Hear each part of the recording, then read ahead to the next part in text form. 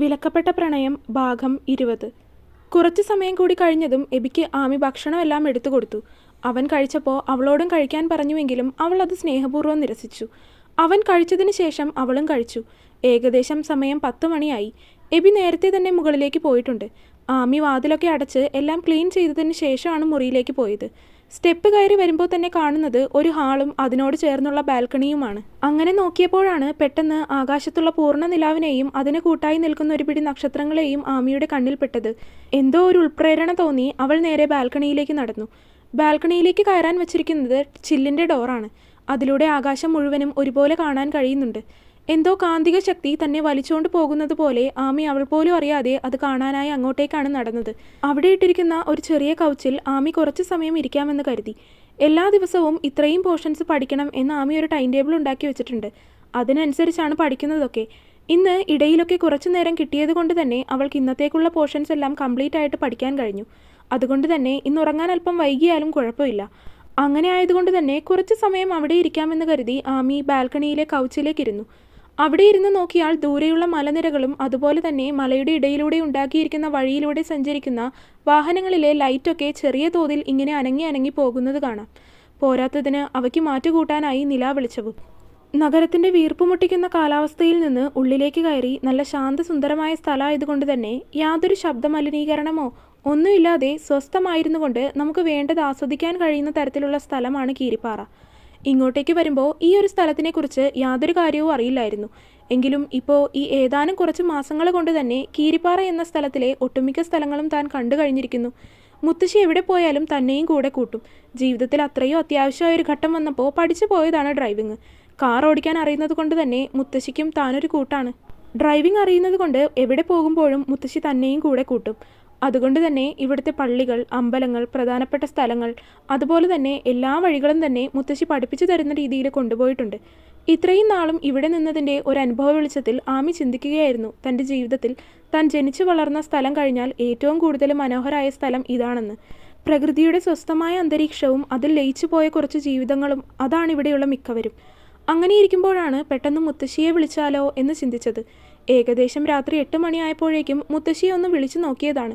പക്ഷേ അന്നേരം മുത്തശ്ശിയുടെ ഫോൺ ഔട്ട് ഓഫ് കവറേജ് ഏരിയയിലായിരുന്നു. ഇപ്പോൾ വിളിച്ചാൽ ചിലപ്പോൾ മുത്തശ്ശിയും മാഡവും ഉറങ്ങിയിരിക്കുകയായിരിക്കും. അതുകൊണ്ട് വെറുതെ വിളിച്ച് ശല്യം ചെയ്യേണ്ടെന്ന് തന്നെ തീരുമാനിച്ചു. കുറച്ചു സമയം ഒന്നും ചിന്തിക്കാതെ അങ്ങനെ മനസ്സിനെ ഒന്ന് ശാന്തമാക്കാൻ കണ്ണുകൾ അടച്ചങ്ങനെ വെറുതെ ഇരുന്നു. പക്ഷേ അങ്ങനെ ഇരിക്കുന്ന സമയത്ത് അവളുടെ ചെവികളിലേക്ക് ആ ഗാനം അലയായി വന്നു വീണു. നിലാവിൻ്റെ നീലഭസ്മ കുറിയണിഞ്ഞവളെ, കാതിലോല കമ്മലിട്ടു കുഞ്ഞിരിപ്പവളെ, ഏതപൂർവ തപസ്സിനാൽ ഞാൻ സ്വന്തമാക്കി നിൻ രാഗലോല പരാഗ സുന്ദര ചന്ദ്രമുഖബിംബം. പാട്ട് കേട്ടതും ആമി കൗതുകത്തോടെ ഒന്ന് പിന്തിരിഞ്ഞു നോക്കി. എബിയായിരിക്കും പാട്ട് വെച്ചിരിക്കുക എന്നത് അവൾക്ക് അറിയാവുന്ന കാര്യമാണ്. നോക്കിയപ്പോൾ അവൻ്റെ മുറിയുടെ വാതിൽ തുറന്നു കിടക്കുകയാണ്. അതുകൊണ്ട് തന്നെ പാട്ട് നല്ല രീതിയിൽ ഇങ്ങോട്ട് കേൾക്കാൻ കഴിയുന്നുണ്ട്. ആ പാട്ടിൽ ലയിച്ചുകൊണ്ട് അവൾ കൗച്ചിലേക്ക് തലചാരി വെച്ചുകൊണ്ട് പതിയെ കണ്ണുകൾ അടച്ചു. പാട്ടിനനുസരിച്ച് അവളുടെ ഹൃദയവും മനസ്സും ഒരുപോലെ ഏതൊക്കെയോ വഴികളിലൂടെ സഞ്ചരിക്കുകയായിരുന്നു. പ്രണയം ഇല്ലാത്തവരെ പോലും ഒന്ന് പ്രണയിച്ചു നോക്കിയാലോ എന്ന് പ്രേരിപ്പിക്കുന്ന രീതിയിലുള്ളൊരു ഗാനമാണിത്. ഈ പാട്ടിലെ ഓരോ സീനുകളും ഒന്ന് ഓർത്തെടുത്താൽ തന്നെ ഓരോരുത്തരുടെയും ചുണ്ടുകളിൽ പുഞ്ചിരി അങ്ങനെ തങ്ങി നിൽക്കും. അത്രയും മനോഹരമായ വരികളും കാഴ്ചകളുമാണ് ഈ ഗാനത്തിലുള്ളത്. ഇവിടെ ഇരുന്ന് ഉറങ്ങിപ്പോയാൽ ഞാനെടുത്ത് അകത്തേക്ക് കിടത്തില്ല കേട്ടോ. പാട്ടിൽ അങ്ങനെ ലയിച്ചിരിക്കുന്ന സമയത്ത് പെട്ടെന്ന് പിന്നിൽ നിന്നൊരു ശബ്ദം. എബിയാണെന്ന് മനസ്സിലായതും ആമി വേഗം ഞെട്ടിക്കൊണ്ട് കൗച്ചിൽ നിന്ന് എഴുന്നേറ്റു. താനിങ്ങനെ പേടിക്കാനൊന്നുമില്ല, ഞാൻ പറഞ്ഞതാണെന്നേ ഉള്ളൂ. അവളുടെ മുഖഭാവം കണ്ടതും എബി സമാധാനത്തിൽ പറഞ്ഞു. ഞാൻ അങ്ങനെ വെറുതെ ഇരുന്നപ്പോൾ ഇവിടെ വന്നിരിക്കാമെന്ന് കരുതിയതാണ്. രാത്രി ഇങ്ങനെ വന്നിരിക്കുന്നത് നല്ലതല്ല, മഞ്ഞിറങ്ങുന്ന സമയമാണ്, പനി വരും. എബി ഗൗരവത്തിൽ തന്നെ അവളോട് പറഞ്ഞു. അങ്ങനെയാണെങ്കിൽ സാറകത്തേക്ക് പോയിക്കോളൂ, ഞാൻ കുറച്ച് കഴിഞ്ഞിട്ട് കയറി കിടന്നോളാം, സാറിന് പനിയുള്ളതല്ലേ. ആമി അവനെ കളിയാക്കുന്ന രീതിയിലാണ് പറഞ്ഞത്. അതിന് എബി അവളെ ഒന്ന് ഇരുത്തി നോക്കി. ശേഷം അവളെ മറികടന്ന് അവൻ വന്ന ആ കൗച്ചിലേക്കിരുന്നു. തൻ്റെ പഠനമൊക്കെ എങ്ങനെ പോകുന്നു? കുഴപ്പമൊന്നുമില്ല, അവൻ ചോദിച്ചതും അവൾ ഉത്തരം പറഞ്ഞു. താനിങ്ങനെ അവിടെ തന്നെ നിൽക്കാതെ ഇങ്ങോട്ടിരിക്കടോ. അവന് കുറച്ച് നീങ്ങി കൗച്ചിൻ്റെ മറ്റേ അറ്റത്തേക്ക് ചൂണ്ടി അവൻ പറഞ്ഞതും ഒരു നിമിഷം ഒന്നും അടിച്ചുവെങ്കിലും ആമി അങ്ങോട്ടേക്കിരുന്നു. തനിക്കിനി എന്നാ എക്സാം? അതൊന്നും പറഞ്ഞിട്ടില്ല. ഏതാ സ്ട്രീം? BA economics. അപ്പോൾ നമ്മളൊക്കെ ഒരേ വഞ്ചിയിലെ യാത്രക്കാരാണല്ലോ. നേരത്തെ ഒരു പുഞ്ചിരിയോടെ അവൻ പറഞ്ഞതും ആമി അത് മനസ്സിലാകാത്ത രീതിയിൽ അവനെ സംശയത്തോടെ നോക്കി. ഞാനും BA എക്കണോമിക്സ് ആയിരുന്നു. അത് കഴിഞ്ഞ് MA എക്കണോമിക്സ്, പിന്നെ MBA. ആമിക്ക് അതെല്ലാം പുതിയ അറിവായതുകൊണ്ട് തന്നെ അവൾ അവനെ കൗതുകത്തോടെ കേട്ടിരുന്നു. സാറിന് അപ്പോൾ ശരിക്കും എന്താ ജോലി? ഒരു കൗതുകത്തിന് പുറത്ത് ആമി അവനോട് ചോദിച്ചു പോയി. എക്സ്പോർട്ടിംഗ് ആണ്. അപ്പനായിട്ട് തുടങ്ങി വെച്ചതാണ്. അപ്പൻ പോയത് പിന്നെ ഞാൻ ഏറ്റെടുത്തു. ഇവിടെ നിന്നുള്ള സ്പൈസസ് എൻ്റെ ഓണർഷിപ്പിൽ ഞാൻ തന്നെ കൾട്ടിവേറ്റ് ചെയ്തെടുക്കുന്ന സ്പൈസസ്, അത് ഫോറിൻ മാർക്കറ്റിലേക്ക് എക്സ്പോർട്ട് ചെയ്യുന്നു. അവൻ പറഞ്ഞതും ആമി അതിന് മനസ്സിലായതുപോലെ ശ്രദ്ധയോട് തലയാട്ടി. എന്താ അപ്പോൾ കമ്പനിയുടെ പേര്? Humble spices. ഒരു നിമിഷം അവളുടെ ചിന്ത ആ പേരിലൂടെ ഒന്ന് കടന്നുപോയി. Humble spices. ആമി അവനോട് വീണ്ടും ഞെട്ടലോടെ എടുത്തു ചോദിച്ചു. അതിന് എബി പതിയെ ഒന്ന് തലയാട്ടി.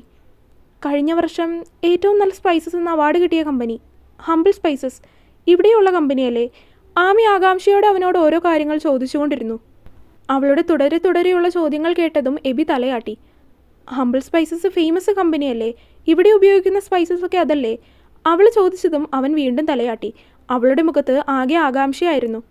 അവളിൽ തീർത്തും ആകാംക്ഷയും അത്ഭുതവും ആയിരുന്നു.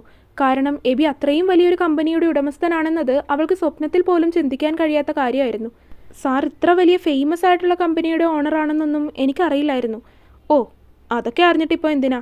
എബി ചെറിയൊരു പുഞ്ചിരിയോടെയാണ് അവളോടത് ചോദിച്ചത്. അതിന് ആമിയും അവനെ നോക്കി ചെറുതായി ഒന്ന് ചിരിക്കുക മാത്രമാണ് ചെയ്തത്. താനെന്താ ഇങ്ങനെയൊരു ജോലി തിരഞ്ഞെടുത്തത്? കുറച്ച് സമയം കഴിഞ്ഞതും എബി അവളോട് വീണ്ടും ചോദിച്ചു. ആദ്യമായിട്ട് ഞാനിങ്ങനെ ഒരു ജോലി ചെയ്തത് അന്നേരത്തെ എൻ്റെ അവസ്ഥ കാരണമായിരുന്നു. പക്ഷേ ഇപ്പോൾ ഞാൻ ഈ ജോലി ആസ്വദിച്ച് വളരെ താല്പര്യത്തോടു കൂടെ ചെയ്യുന്ന ജോലി തന്നെയാണ്. പിന്നെ ഹോം നേഴ്സ് എന്ന് പറയുന്നത് അത്ര കുറച്ച് കാണേണ്ട ജോലിയൊന്നും അല്ലല്ലോ. നല്ല കഷ്ടപ്പാടുള്ള ജോലി തന്നെയാണ്. അയ്യോ, ഞാനതിന് ഹോം നേഴ്സ് ഒരു കുറച്ച് കാണുന്ന ജോലിയാണെന്ന രീതിയിൽ പറയുന്നതല്ല. താൻ ഇത്ര ചെറുപ്പത്തിലെ തന്നെ ഇങ്ങനൊരു ഫീൽഡിലേക്ക് ജോലിക്ക് വേണ്ടി ഇറങ്ങിയത് എന്താണെന്ന് അറിയാൻ വേണ്ടി ചോദിച്ചെന്നേ ഉള്ളൂ. ജീവിതത്തിൽ ഒന്നും നമ്മൾ ഉദ്ദേശിക്കുന്ന പോലെ അല്ലല്ലോ. അങ്ങനെ ഞാൻ പ്രതീക്ഷിക്കാത്ത സമയത്തൊരു ഹോം നേഴ്സായിട്ട് തീർന്നതാണ്. പിന്നെ ഇവിടെ ഇപ്പോൾ എനിക്ക് സുഖമാണെന്ന് തന്നെ പറയാം. മുത്തശ്ശിയുടെ കാര്യങ്ങൾ നോക്കി അങ്ങനെ ഇരുന്നാൽ മതിയല്ലോ. ഇതിനു മുൻപ് പോയെടുത്തൊന്നും അങ്ങനെയൊന്നും അല്ലായിരുന്നു. പറഞ്ഞു തുടങ്ങി അവസാനമായപ്പോൾ അവളുടെ ശബ്ദം പതിഞ്ഞു പോയിരുന്നു. താൻ ഇതിനു മുൻപ് എവിടെയൊക്കെ ജോലി ചെയ്തിട്ടുണ്ട്? ഇതെൻ്റെ രണ്ടാമത്തെ വീടാണ്. ഇതിനു മുൻപ് വടശ്ശേരിയിൽ തന്നെയുള്ളൊരു വീട്ടിലാണ് ഞാൻ നിന്നിരുന്നത്. എബി അത് കേട്ടതും ഒന്നും മൂളി. സാറിന് പനി ഉണ്ടായിരുന്നതല്ലേ? അധികം സമയം ഇവിടെ ഇങ്ങനെ മഞ്ഞുകൊണ്ടിരിക്കണ്ട. സാറ് പോയി കിടക്കാൻ നോക്കിക്കോളൂ. എന്താണെങ്കിലും ഇത്ര വേഗം കിടന്നാലൊന്നും എനിക്ക് ഉറക്കം വരില്ല ശിവാമി. രാത്രി നേരത്തെ കിടക്കുന്ന ശീലമൊക്കെ പണ്ടേ വിട്ടുപോയതാണ്. അത് പറഞ്ഞ് അവനൊന്ന് നിശ്വസിച്ചു. അവൻ്റെ ആ സംസാരത്തിന് പിന്നിൽ എന്തൊക്കെയോ ഒരുപാട് ദുഃഖങ്ങൾ അവനിൽ മറഞ്ഞു കിടക്കുന്നുണ്ട് എന്ന് തോന്നിപ്പോയി ആമിക്ക്. മുത്തശ്ശിയെ വിളിച്ചായിരുന്നോ? ഞാൻ തിരിച്ചു വിളിച്ച് നോക്കിയിട്ട് കിട്ടിയില്ല. ഔട്ട് ഓഫ് കവറേജ് ഏരിയയിലാണെന്നാണ് പറഞ്ഞത്. ഞാൻ വിളിച്ചിട്ടും അങ്ങനെ തന്നെയാണ് പറഞ്ഞത്. നാളെ ഇനി വന്നു കഴിയുമ്പോൾ മിക്കവാറും എനിക്ക് നല്ലത് കിട്ടും. ചിലപ്പോൾ സാറിനെ പറയുന്നതിന് മുന്നേ എന്നെ ആയിരിക്കും നല്ലത് പറയാൻ പോകുന്നത്. ചിലപ്പോൾ അങ്ങനെയാവാം. ചെറിയ മമ്മി ഉള്ളതുകൊണ്ട് മുത്തശ്ശിയുടെ സ്വഭാവം എങ്ങനെയായിരിക്കും എന്നൊന്നും പറയാൻ കഴിയില്ല. എന്നെ എന്തായാലും രണ്ടുപേരും ഈ കാര്യം പറഞ്ഞ് നല്ലത് പറയുമെന്നത് തീർച്ചയാണ്. താൻ പേടിക്കണ്ട, അത് ഞാൻ പറഞ്ഞോളാം.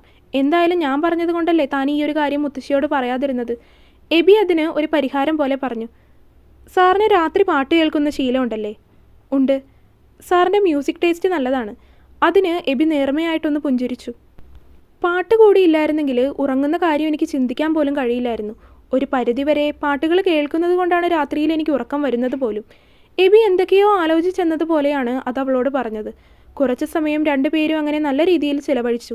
ആ സമയം കൊണ്ട് തന്നെ രണ്ടുപേരുടെ ഇടയിലും നല്ല രീതിയിലുള്ള ഒരു സൗഹൃദം ഉടലെടുത്തിരുന്നു. ഒരുപാട് സമയം അവരങ്ങനെ സംസാരിച്ചിരുന്നു. സാറെങ്കിലും ഇവിടെ ഇരിക്കെ, എനിക്ക് ഉറക്കം വരുന്നു, ഞാൻ പോട്ടെ. കുറച്ച് സമയം കഴിഞ്ഞതും ആമി കിടക്കാൻ എഴുന്നേറ്റു. എബിയോട് ഗുഡ് നൈറ്റ് ഒക്കെ പറഞ്ഞതിന് ശേഷം ആമി മുറിയിലേക്ക് പോയി. പിറ്റേ ദിവസം അവൾ പതിവിലും അല്പം വൈകിയാണ് ഉണർന്നത്. ആമി നേരെ പോയി കുളിച്ചതിന് ശേഷമാണ് താഴേക്ക് വന്നത്. താഴേക്ക് വന്നതിന് ഏകദേശം ഒരു മണിക്കൂർ കഴിഞ്ഞപ്പോഴേക്കും മുത്തശ്ശിയുടെയും ചെറിയ മമ്മിയുടെയും വണ്ടി വന്ന് നിൽക്കുന്ന ശബ്ദം അവൾ കേട്ടിരുന്നു. ആമി അടുക്കളയിൽ തന്നെ നിന്നു. മുത്തശ്ശിയെ കാണാനായി പുറത്തേക്ക് പോകണമെന്നുണ്ട്. പക്ഷേ താൻ അങ്ങനെയൊക്കെ ചെയ്താൽ ഒരുപക്ഷെ അത് ചെറിയ മമ്മിക്ക് ഇഷ്ടപ്പെടണമെന്നില്ല. അതുകൊണ്ട് തന്നെ അവൾ അകത്ത് തന്നെ നിൽക്കാമെന്ന് കരുതി. ആമി. പക്ഷേ അവൾ അങ്ങനെ ചിന്തിച്ച് നിന്ന അടുത്ത നിമിഷം തന്നെ മുത്തശ്ശിയുടെ വിളി അവളെ തേടിയെത്തിയിരുന്നു. മുത്തശ്ശി എന്ന് തിരികെ വിളിച്ച് അവൾ പുറത്തേക്ക് ഓടിച്ചെന്നു. നോക്കുമ്പോൾ കാണുന്നത് കയ്യിൽ 3-4 കിറ്റൊക്കെ ആയിട്ട് നടന്നു വരുന്ന ചെറിയ മമ്മിയെയും മുത്തശ്ശിയെയുമാണ്. അവൾ ഓടിച്ചെന്ന് മുത്തശ്ശിയുടെ കയ്യിൽ നിന്ന് കിറ്റുകളെല്ലാം വാങ്ങി കയ്യിൽ പിടിച്ചു. യാത്രയൊക്കെ എങ്ങനെ ഉണ്ടായിരുന്നു മുത്തശ്ശി? എന്ത് പറയാനാണ്, ഇന്നലെ അങ്ങോട്ട് പോകണ്ടായിരുന്നു എന്ന് തോന്നിപ്പോയി. മുത്തശ്ശി ഒരു നെടുവീർപ്പിട്ടുകൊണ്ട് അവളോട് പറഞ്ഞു. അതെന്താ ചേച്ചിക്കുഞ്ഞ് അങ്ങനെ പറഞ്ഞത്? എന്തായാലും അവിടെ പോയതുകൊണ്ട് എനിക്ക് അവരുടെ കൂടെയൊക്കെ ഒരു ദിവസം ചിലവഴിക്കാൻ പറ്റിയല്ലോ. പിന്നെ നിനക്കങ്ങനെ പറയാം. പ്രതീക്ഷിക്കാതെ പോയതുകൊണ്ട് തന്നെ ഞാൻ എൻ്റെ മരുന്നുകളൊക്കെ ഇവിടെ വെച്ചിട്ടാണ് പോയത്. ഇന്നലെ ഒരു ദിവസം മരുന്നുകൾ മുടങ്ങിയപ്പോൾ തന്നെ എനിക്ക് തലയ്ക്കാകെ ഒരു കനം പോലെയാണ് തോന്നുന്നത്. അപ്പോൾ മുത്തശ്ശി മരുന്നുകളൊന്നും എടുക്കാതെയാണ് ഇവിടെ നിന്ന് അങ്ങോട്ട് പോയത്? മുത്തശ്ശി പറയുന്നത് കേട്ടതും ആമി തിരികെ ചോദിച്ചു. ആടി കൊച്ചേ, ഞാൻ മരുന്നൊന്നും എടുത്തില്ല. എന്നെ വിളിച്ച് പറയുവാണെങ്കിൽ ഞാനതെല്ലാം ഫോട്ടോ എടുത്ത് അയച്ചു തന്നേനെയല്ലോ. അതങ്ങനെയെങ്കിലും കാണിച്ചിട്ട് ഫാർമസിയിൽ നിന്ന് മരുന്ന് വാങ്ങാമായിരുന്നല്ലോ. ഓ, വെറുതെ എന്നാത്തിനാ നിന്നെ ബുദ്ധിമുട്ടിക്കുന്നതെന്ന് കരുതിയാണ്. പിന്നെ അതൊരു കുഗ്രാമം പോലത്തെ സ്ഥലമാണ്. അവിടെയൊക്കെ എവിടെ ഫാർമസി ഉണ്ടാകാൻ വേണ്ടിയിട്ടാണ്. അങ്ങനെ ഓരോന്നൊക്കെ പറഞ്ഞുകൊണ്ട് 3 പേരും അകത്തേക്ക് കയറി. ഇതൊക്കെ എന്താ മുത്തശ്ശി? തൻ്റെ കയ്യിലും ചെറിയ മമ്മിയുടെ കയ്യിലും ഇരിക്കുന്ന കിറ്റുകളിലേക്ക് നോക്കിക്കൊണ്ട് ആമി മുത്തശ്ശിയോട് ചോദിച്ചു. അതൊക്കെ അടുക്കളയിലേക്ക് വെച്ചേക്ക്. അവിടെ ഈ കൃഷിയും മറ്റുമൊക്കെ ഉള്ളതുകൊണ്ട് കുറച്ച് പച്ചക്കറികളും പഴങ്ങളും ഒക്കെ അവിടെ നിന്ന് തന്നുവിട്ടതാണ്. ആമി ചെറിയ മമ്മിയുടെ കയ്യിലിരിക്കുന്ന കിറ്റിന് നേരെയും കൈ നീട്ടി. എല്ലാം കൂടി വാങ്ങിക്കൊണ്ട് പോയി അടുക്കളയിൽ വെച്ചുകൊണ്ട് തിരികെ വന്നു. സോഫയിലാകെ തളർന്നിരിക്കുന്ന മുത്തശ്ശിയെ കണ്ട് അവൾക്കും ആകെ വല്ലാതെ തോന്നി. ഒരു ദിവസം കൊണ്ട് പകുതിയായതുപോലെ. മുത്തശ്ശി അകത്തേക്ക് പോയി ആ മരുന്നൊക്കെ എടുത്ത് കഴിക്ക്. ഞാൻ ഓട്സ് ഉണ്ടാക്കി കൊണ്ടുവന്ന് തരാം. ആമി അത് പറഞ്ഞുകൊണ്ട് നേരെ അടുക്കളയിലേക്ക് നടന്നു. അപ്പോഴും ചെറിയ മമ്മിയുടെ കണ്ണുകൾ അവളുടെ നേർക്കൊന്ന് വീണിരുന്നു. അവൾക്ക് എന്ത് അഹങ്കാരമാണ്! ഇവിടെ ഞാനും ഉണ്ടല്ലോ, എന്നിട്ട് എന്നോട് എന്ത് വേണമെന്ന് പോലും ചോദിക്കുന്നില്ല. കൊച്ചമ്മ ചമ്മഞ്ഞ് നിൽക്കുവാണ് അവൾ. അവർ മനസ്സിലൊരുതരം ദേഷ്യത്തോട് ചിന്തിച്ചു. അതേസമയം മുത്തശ്ശി പതിയെ എഴുന്നേറ്റ് അകത്തേക്ക് പോയിരുന്നു. മരുന്നൊക്കെ എടുത്ത് കഴിക്കുന്നതിന് മുന്നേ വസ്ത്രമൊക്കെ മാറി. പക്ഷേ അപ്പോഴേക്കും അവർക്ക് ആകെ ഒരു വല്ലായ്മ തോന്നി. നിന്ന നിൽപ്പിൽ തന്നെ അവർ താഴേക്ക് പതിച്ചിരുന്നു. ആമി പതിയെ ഓട്സൊക്കെ ഉണ്ടാക്കിക്കൊണ്ട് മുത്തശ്ശിയുടെ മുറിയിലേക്ക് നടന്നു. ഹാളിൽ നോക്കുമ്പോൾ ചെറിയ മമ്മി ഇല്ല. മുറിയിലേക്ക് പോയി കാണുമെന്ന് അവൾ ഊഹിച്ചു. മുത്തശ്ശി! പെട്ടെന്ന് മുറിയിൽ മുത്തശ്ശിയെ കാണാതെ വന്നതും ആമി അവരെ വിളിച്ചു. പക്ഷേ അവൾ വിളിച്ചിട്ടും മുത്തശ്ശി വിളി കേൾക്കുന്നില്ല. ബാത്റൂമിലുണ്ടോ എന്നവൾ നോക്കി. പക്ഷേ ബാത്റൂം ഡോറ് അടച്ചു കിടക്കുകയാണ്. ഇതെവിടെ പോയി മുത്തശ്ശി? മുത്തശ്ശി! അവൾ വീണ്ടും വിളിച്ചിട്ടും അനക്കമൊന്നുമില്ല. പക്ഷേ മുറിയിൽ നിന്ന് പുറത്തിറങ്ങാൻ പോയതും അവളുടെ കണ്ണുകൾ പെട്ടെന്ന് കട്ടിലിൻ്റെ മറുവശത്തേക്ക് പോയി. അവളുടെ കണ്ണുകൾ ഒരു നിമിഷം ഒന്ന് വികസിച്ചു. മുത്തശ്ശി! അവളുടെ കയ്യിലിരുന്നിരുന്ന ഓട്സ് പാത്രം ഒരു ശബ്ദത്തോടെ നിലത്തേക്ക് വീണ് ചിതറിത്തെറിച്ചു. അലർച്ച പോലൊരു നിലവിളി ശബ്ദത്തോടെയാണ് അവൾ കട്ടിലിൻ്റെ മറുവശത്തേക്ക് നടന്നത്. അവിടെ ബോധരഹിതയായി നിലത്ത് വീണ് കിടക്കുകയാണ് മുത്തശ്ശി. എവിടെയോ മുറിവുണ്ടായിട്ടുണ്ട്. ചോര വാർന്നൊഴുകി കിടക്കുന്നു. മുത്തശ്ശി! അവൾ മുത്തശ്ശിയെ ഉറക്കെ വിളിച്ചു. അവളുടെ ഉറക്കെയുള്ള ശബ്ദം കേട്ട് ചെറിയ മമ്മി ആദ്യം മുറിയിൽ നിന്ന് അങ്ങോട്ടേക്ക് ഓടി വന്നു. എന്താ? എന്തു പറ്റി? മുത്തശ്ശി! അവൾ കരച്ചിലോടെ പറഞ്ഞതും ഒരു നിമിഷം ചെറിയ മമ്മിയും അങ്ങോട്ട് ഭയത്തോടെ നോക്കി. എബിയെ വിളിക്ക്! അവർ വെപ്രാളത്തോടെ പറഞ്ഞു. ആമി മുകളിലേക്ക് ഓടി. അവളുടെ ദേഹത്താകെ ചോരയായിട്ടുണ്ടായിരുന്നു. വാതിലിൽ കൊട്ടിയിട്ട് അവൻ ഉണർന്നില്ല. വിളിച്ചു നോക്കിയിട്ടും അവൻ കേൾക്കുന്നുണ്ടായിരുന്നില്ല. ഒടുക്കം ആമി അവനെ ഫോൺ വിളിച്ചു. ഉറക്കച്ചടവോടെ അവൻ ഫോൺ എടുത്തു. ഹലോ സാറേ, മുറിയുടെ വാതിലൊന്ന് തുറക്കാമോ? ഓടി വന്നതുകൊണ്ട് തന്നെ അവൾക്ക് ശ്വാസം എടുക്കാൻ പറ്റുന്നില്ലായിരുന്നു. ആഞ്ഞ് ശ്വാസം വലിച്ചു വിട്ടുകൊണ്ട് ആമി പറഞ്ഞു. എബി ഉറക്കച്ചടവോടെ തന്നെ അവളോട് പറഞ്ഞു. എന്താ? വാതിൽ തുറന്നതും എബി മുന്നിൽ നിൽക്കുന്ന ആമിയോട് എന്താണെന്ന് ചോദിച്ചു. മുത്തശ്ശി ഒന്ന് വരുമോ? അവൾക്ക് ശ്വാസം കിട്ടുന്നില്ലായിരുന്നു പറഞ്ഞു തീർക്കാൻ. എബി ഒന്ന് കണ്ണു തിരുമ്മി അവളെ നോക്കി. ഇതെന്താ ചോര? എബി ഞെട്ടലോടെ ചോദിച്ചു. മുത്തശ്ശി! ആമി പറഞ്ഞു തീരുന്നതിന് മുന്നേ തന്നെ അവൻ താഴേക്കോടി. ആമി പിറകെയും. നേരെ മുത്തശ്ശിയുടെ മുറിയിലേക്കാണ് എബി വന്നത്. അങ്ങോട്ട് കയറുമ്പോൾ തന്നെ ചെറിയ മമ്മി ഉറക്കെയുള്ള ശബ്ദത്തിൽ ചേച്ചിക്കുഞ്ഞെ എന്ന് വിളിക്കുന്നത് എബി കേട്ടിരുന്നു. പാഞ്ഞകത്തേക്ക് കയറിയപ്പോൾ അവൻ്റെ കണ്ണുകൾ ആദ്യം മുടക്കിയത് നിലത്ത് പരന്നു കിടക്കുന്ന രക്തത്തിലേക്കായിരുന്നു. ആശുപത്രിയിലേക്ക് എബിയുടെ കാറ് പറന്നു വന്ന് നിന്നു. മുത്തശ്ശിയെ എടുത്ത് സ്ട്രക്ചറിലേക്ക് കിടത്തുമ്പോൾ അവൻ്റെ കൈ വിറയ്ക്കുന്നുണ്ടായിരുന്നു. അവർക്ക് പിന്നാലെ തന്നെ ആമിയും ചെറിയ മമ്മിയും അങ്ങോട്ടെത്തിയിരുന്നു. കാഷ്വാലിറ്റിയിൽ തന്നെ മതിലിലേക്ക് ചാരി നിൽക്കുന്ന എബിയെ കണ്ട് അവർ അങ്ങോട്ടെത്തി. എന്തു പറഞ്ഞു? ആമി അവൻ്റെ അടുത്തേക്ക് വന്ന് ചോദിച്ചു. ഒന്നും പറഞ്ഞിട്ടില്ല. 2 വാക്കിൽ അവൻ്റെ മറുപടി തീർന്നിരുന്നു. അതേ നിമിഷം തന്നെ ഡോക്ടർ വേഗത്തിൽ അവൻ്റെ അടുത്തേക്ക് വന്നു. എല്ലാവരുടെയും നോട്ടം അയാളുടെ നേർക്കായി. തുടരും. അപ്പോൾ വീഡിയോ കണ്ടവരെല്ലാവരും വീഡിയോ ലൈക്ക് ചെയ്യുക. നിങ്ങളുടെ അഭിപ്രായങ്ങൾ എന്തായാലും അത് കമൻറ്റായിട്ട് അറിയിക്കുക. ചാനൽ സബ്സ്ക്രൈബ് ചെയ്യാത്തവരുണ്ടെങ്കിൽ സബ്സ്ക്രൈബ് ചെയ്യുക. അടുത്ത പാർട്ടായിട്ട് നാളെ വരാട്ടോ. ബൈ.